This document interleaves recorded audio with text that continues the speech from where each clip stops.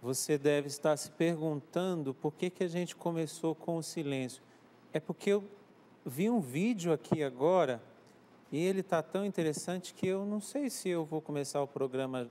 Nossa, já começou o programa, gente. Você já teve essa sensação da pessoa estar do teu lado e você começa a conversar aqui? Eu vou conversar com a Aline. Aline, tem perguntas aí? Tem sim, padre. Tem. Tem. Entendi. Você viu também que os nossos convidados, eles estão interagindo bem com as coisas aqui. O Padre Clóvis está fazendo selfie, a Elaine também está ali. Eu espero que eles estejam dentro do tema do programa, o cristão e as redes sociais. O Papa Francisco, na carta, na mensagem para a comunicação, do ano passado, ele diz uma coisa bem interessante. O tema era a comunicação a serviço de uma autêntica cultura do encontro. Diz o Papa Francisco: neste mundo, os meios de comunicação podem ajudar a sentir-nos mais próximos uns dos outros, a fazer-nos perceber um renovado sentido de unidade da família humana, que impele a solidariedade e a um compromisso sério para uma vida mais digna para todos. Quando nós usamos as redes sociais para uma verdadeira cultura do encontro, é possível ser usada de uma maneira muito boa. Porém, eu tenho uma pergunta para você, Elaine. Vamos lá. Para agora, que agora vamos nos Perdi encontrar. o sinal, inclusive. Perdeu o sinal. Vamos para o real e sair do virtual. Vamos lá. Dentro dessa cultura do encontro, o Alexandro do Ceará, ele tem uma pergunta. Como resolver os problemas causados pelas redes sociais? Antes das redes sociais, os casais eram mais unidos. E hoje a rede abre muitas janelas para as traições. Em minha família, as redes sociais têm provocado uma desgraça. Como posso lidar com essa situação? O Alexandro do Ceará. Eu penso que uma coisa importante nas famílias, né, que a gente consiga promover o real encontro quando nós estamos em casa, né?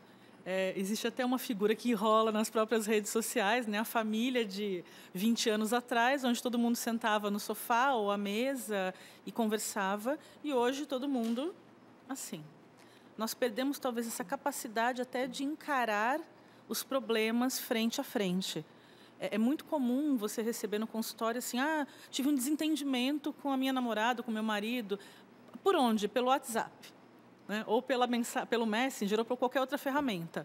Aí a pessoa lê para você a mensagem. Lê, e no final você percebeu que o que ela escreveu é isso e não isso, porque faltou uma vírgula, teve um ponto de exclamação, teve uma palavra colocada no lugar errado. Acredito que nós precisamos colocar também dentro das famílias o seguinte: refeição sem isso. Às vezes a gente faz isso no nosso dia a dia porque nosso tempo é curto, porque a gente fica tomado por essa situação. Eu tenho uma situação conjugal que está difícil de ser resolvida, tenho uma situação no campo sexual com minha esposa ou com o meu esposo, e aí eu vou arranjar uma fuga. E aí eu parto para a pornografia, para os vícios, para os jogos eletrônicos, para as próprias redes sociais, e fico horas naquilo. Então, será que eu estou dividindo bem o meu tempo? Essa é uma pergunta. Quando a gente fala em problemas familiares, o primeiro passo é: não resolva um problema que se começou por aqui ou por esse meio dessa forma. Vamos conversar agora. Não. Que horas você chega em casa? Eu chego às 20. Então, às 20 horas, nós vamos sentar... Sem ele. Sem ele, e nós vamos conversar. Ou com ele para falar assim, sabe essa hora que você me disse isso aqui? Eu não entendi. O que está acontecendo? A rede, ao mesmo tempo que nos dá uma possibilidade de muitos contatos, ela nos distancia também do contato real. É aquela imagem que a gente fala, está todo mundo dentro de casa, cada um no seu quarto ou no seu canto, falando: pai, estou aqui, está tudo bem com você? Pai, está tudo bem com você?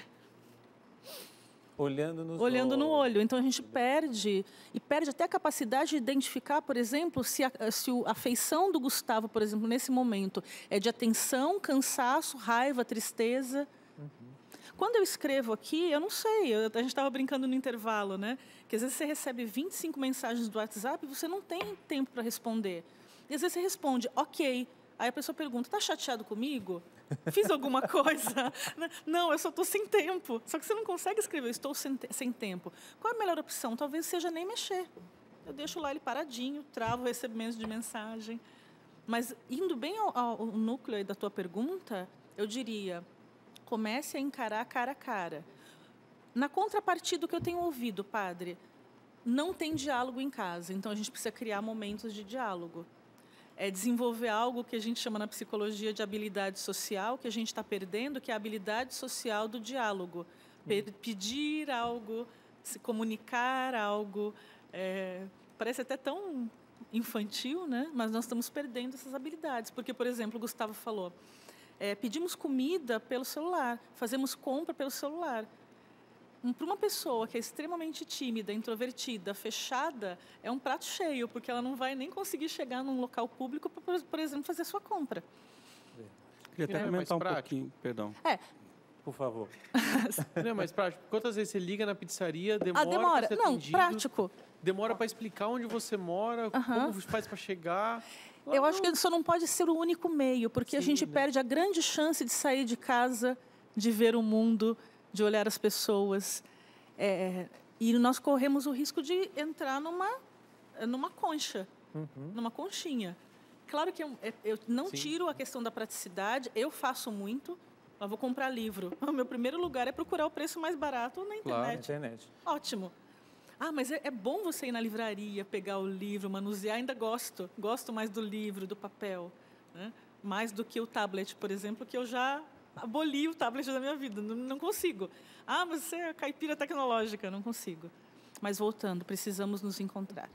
Então é interessante, porque a economia de tempo e a ubiquidade, né, a possibilidade de você, em qualquer lugar, em qualquer situação, ter acesso à informação, é uma riqueza, é um benefício incrível da tecnologia. Sim.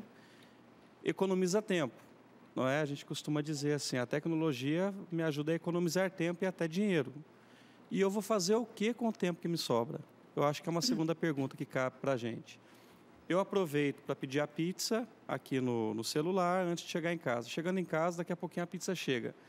Eu posso aproveitar o tempo economizado com a tecnologia para ter laços presenciais de maior qualidade, com maior tempo e maior possibilidade em casa. Então, o que fazer com o tempo que me sobra, que a tecnologia me proporcionou, é um segundo questionamento que eu acho que a gente devia se fazer também. E é interessante que essa questão ela não toca só a dimensão de família, ela toca também a dimensão até econômica. A gente sabe de casos que tem restaurantes, por exemplo, que dão desconto para os casais ou para os grupos de amigos que estão ali e que não utilizam o smartphone. Uau. Então, tem uma cestinha e eles têm essa proposta. Eu conheço restaurantes assim, lanchonetes.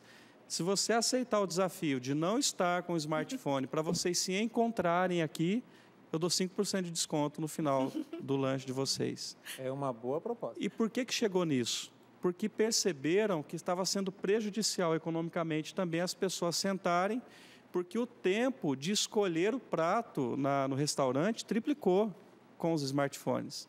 Porque o garçom chega, entrega o menu na mão da pessoa e ela encosta o menu ali e começa a teclar e ficar ali nas redes sociais. Daí o garçom volta, você já escolheu? Só um minutinho. Finalmente escolhe. Depois a comida chega. A pessoa continua teclando, a comida esfria, daí o garçom tem que pegar a comida e esquentar. Então, está gastando o que era antes uma refeição compartilhada em 50 minutos, chega a 2 horas agora. São 2 horas que a pessoa está ocupando um lugar no estabelecimento que não se alimenta, que compromete a qualidade do ambiente. Tem outros lugares que eles bloqueiam a internet, que colocam plaquinha, aqui não tem internet, conversa entre vocês. Então, tem iniciativas assim. O que eu faço com o tempo que me sobra depois que eu aproveitei o recurso da tecnologia? É muito importante isso que a Elaine falou agora, que, de fato, a gente tem que aprender a utilizar os momentos de conexão. a gente tem que aprender também a aproveitar os momentos de desconexão digital para a conexão física, presencial ali. E isso aí, padre, é escolha. Não adianta. Nós vivemos com isso. Sim. Se eu vou sair, de repente, há tempos eu não convivia com o padre Anderson, com outros padres aqui da Canção Nova. Num dos dias eu vim aqui, em Cachoeira Paulista, morava em Brasília. E nós saímos para jantar juntos. Foi depois de uma atividade comunitária aqui. Daí nós fomos num restaurante aqui perto e não demorou 2 minutos, todo mundo, cada um no seu celular. Eu comecei a me irritar com aquilo. Poxa, eu não vejo esse povo há anos. Será que não dá para a gente resgatar o momento aqui, cada um abandonar esse bendito aparelho que está atrapalhando? Daí eu inventei uma desculpa. Eu contei uma polêmica falsa. Todo mundo deixou de lado o aparelho. Nossa, conta aí. Verdade. Falei, não, na verdade, isso era só para chamar a atenção de vocês. Vamos falar da nossa vida agora, compartilhar do que a gente tem de bom. E aí, o que você está vivendo aqui? É um artifício que eu utilizei para tentar resgatar a atenção, porque está cada vez mais difícil competir com esses aparelhos. Eles são, coisa, né? às vezes, mais interessantes, têm mais distrações e tudo. Então, eu creio que é resgatar realmente a escolha, o foco, né? O valorizar a pessoa, o outro. E é tão bom quando você vai sair com uma pessoa, vai tomar um lanche, vai dialogar com alguém, e a pessoa, só um minutinho aqui, eu vou deixar no modo avião. E é interessante E daí, porque aproveita aquele momento. esses né? números, essas horas, nós temos aqui um pouco dos números, 75% do engajamento em post no Facebook acontece nas 5 primeiras horas. 23% dos adolescentes elegeram o Instagram como rede favorita. 44% dos usuários do Twitter nunca enviaram um Twitter. 84% das mulheres que se inscrevem no Pinterest, permanecem ativas. Entre os homens, o número cai 50%. Agora, um número que me chamou a atenção, inclusive, quando o Gustavo me passou. Por minuto, são postados no YouTube 300 horas de vídeo. Por minuto, são postadas 300 horas de vídeo.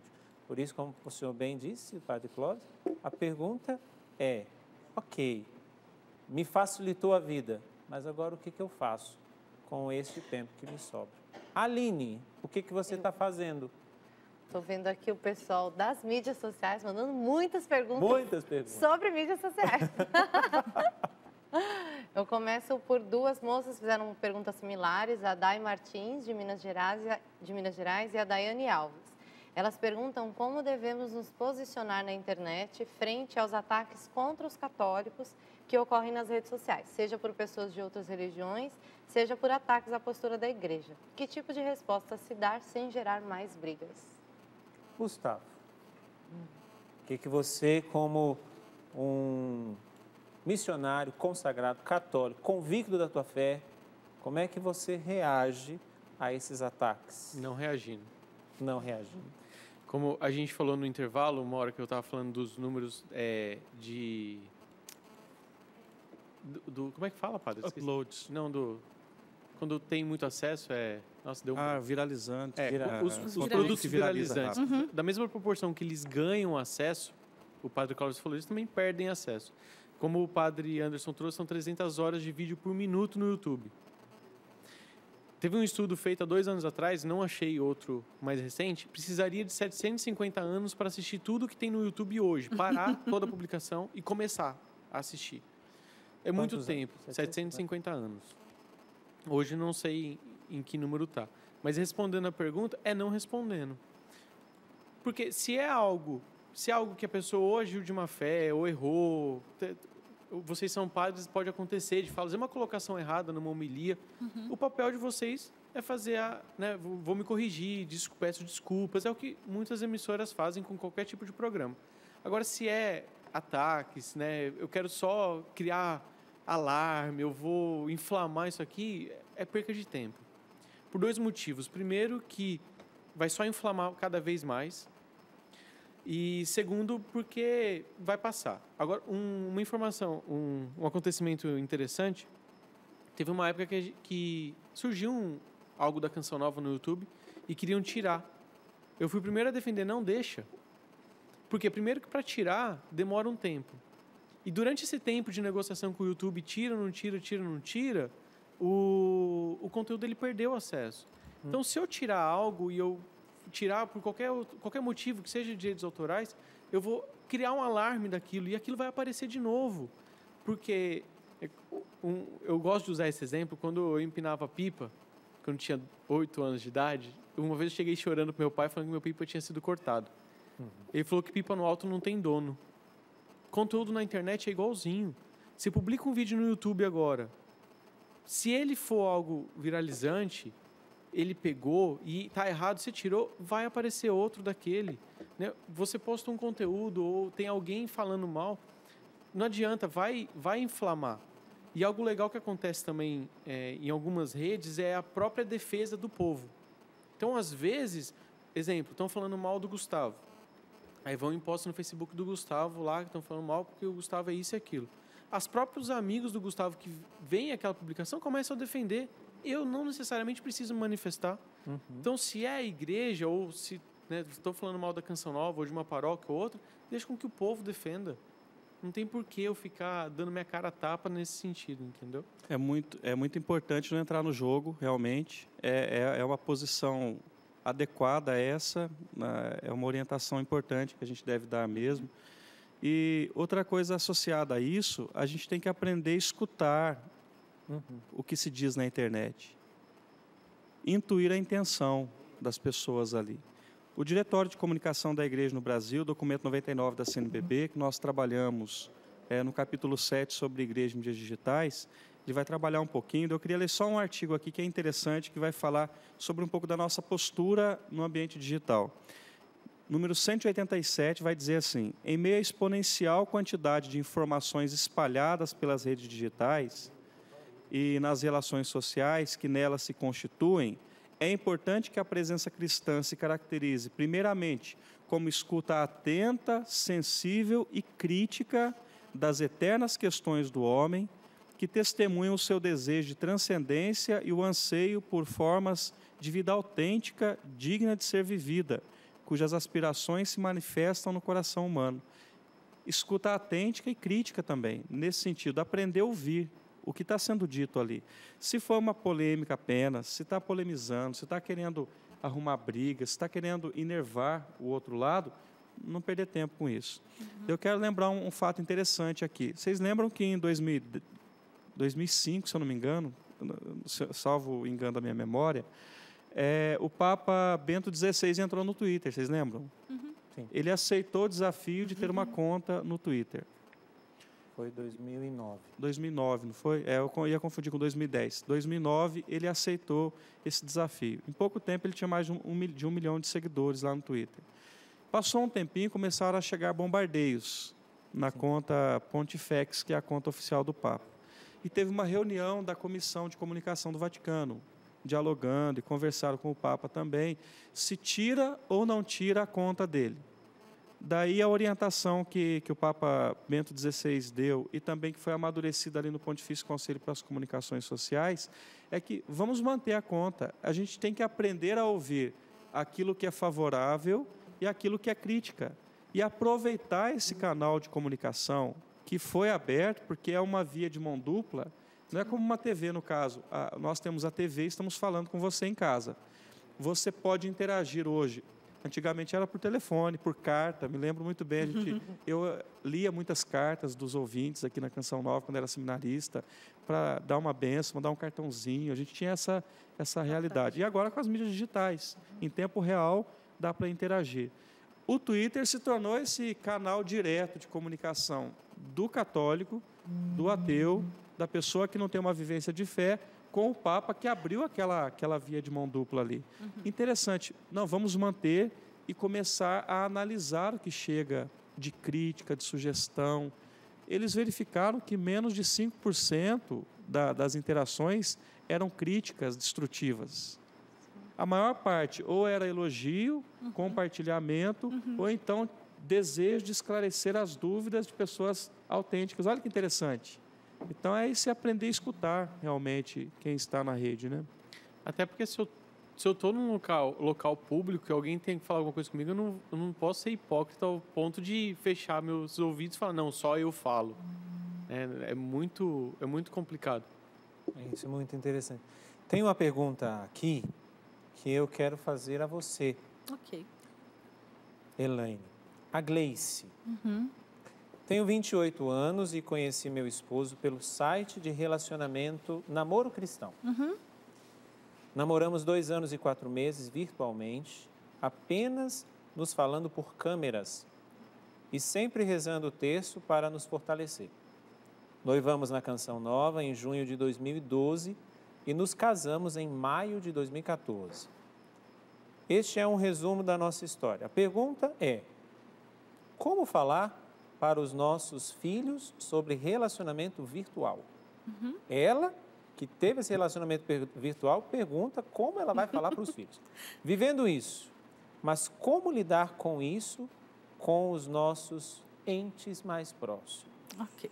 O primeiro passo é que, quando você se propõe a um relacionamento virtual, então a rede também permite com que você conheça pessoas, você vai se cercando de cuidados, né?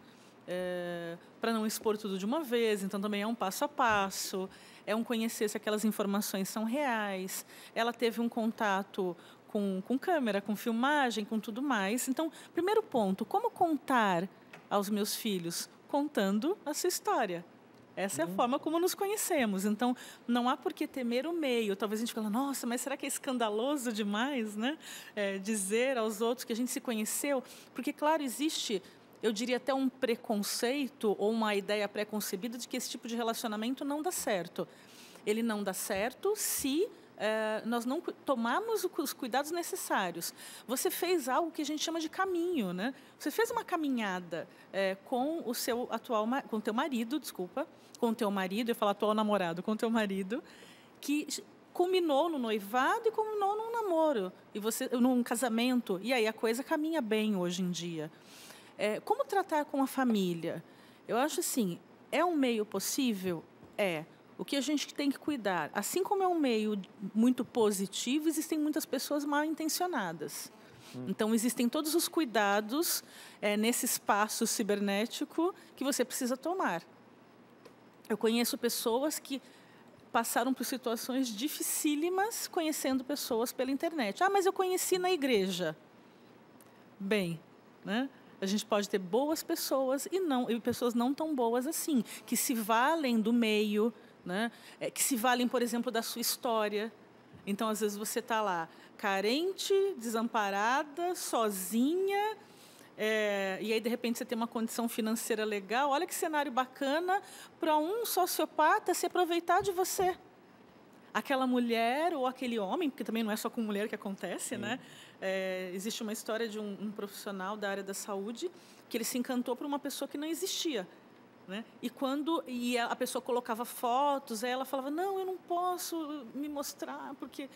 E aí ele enlouqueceu, virou a vida dele e foi procurar essa pessoa essa pessoa não existia. Ela se dizia ter uma idade, então, isso existe? Existe. Então, a gente vai se cercar dos cuidados necessários. Vou encontrar a pessoa. Num relacionamento virtual, em algum momento vai ter que ter esse encontro. Né? Seja ele, não talvez de hoje para amanhã, porque tem essas pessoas que são mais imediatistas, né? Numa dessas redes de relacionamento, eu brincava que parecia que nós estávamos numa prateleira, né? Eu escolho e não escolho. E saio com 5, 10, 20 pessoas numa semana. Então, calma. Assim como na vida real, você tem o processo de conhecer o outro, também no mundo virtual a gente precisa dar esse tempo. É que o imediatismo das redes sociais e da tecnologia nos faz querer uma resposta rápida. Então, já vamos ver, preciso contar tudo. Calma.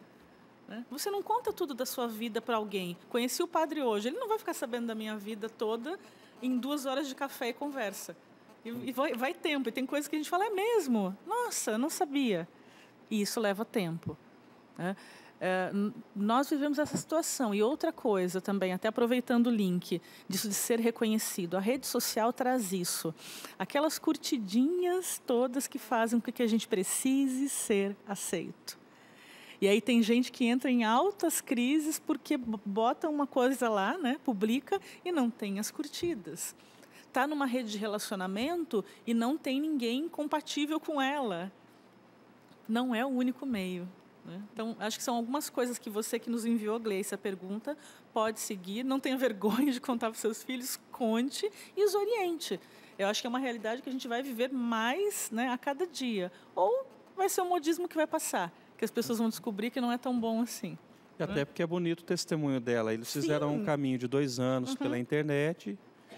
Depois, outro caminho, pelas contas que eu fiz, de pelo menos 2 anos também de namoro firme, noivado, até chegar no casamento.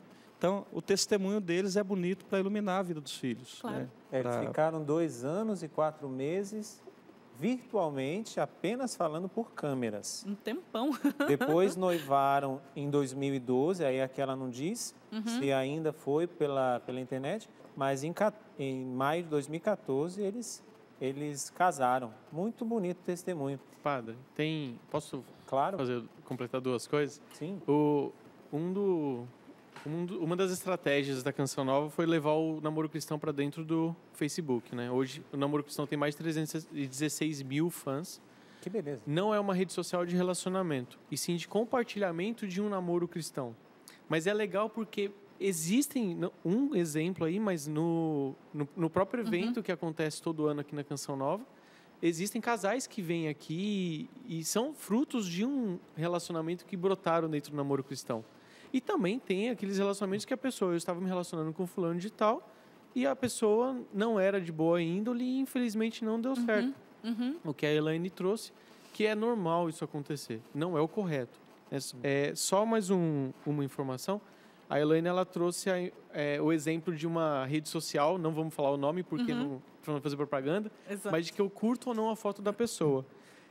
Foi feito um estudo sobre os participantes dessa rede social. Sim. 24% dos participantes pesquisados eram casados, 41% viviam junto com alguma outra pessoa e 35% namoravam. Ou seja, uma rede social para você achar namorado e namorada, onde a maioria já está envolvido relacionalmente. E é essa conotação de eu clico, a foto vai para um arquivo, eu clico não, a foto vai para outro arquivo. Então, chegando a banalizar um pouco também esse relacionamento. É a famosa cestinha, né? Quando me mostraram, eu não conhecia e uma menina me mostrou, falou, olha como funciona. E eu olhei aquilo e ela botando fotinho para cá, fotinho para lá, fotinho para cá. E eu ficava pensando, eu vou imaginar, mas qual o critério? Olhei a foto e achei bacana. O que está por trás daquela foto? Sempre me questiono muito, né? Esse é um critério, né? Enfim. E veja que nós temos muito o que falar. É um assunto que realmente nos dá muitos assuntos. Mas daqui a pouquinho a gente volta. Nós vamos por um breve intervalo. Daqui a pouquinho a gente volta. Mas antes de você ir para o celular, veja se tem alguém do teu lado. Trocando ideias. Volta já.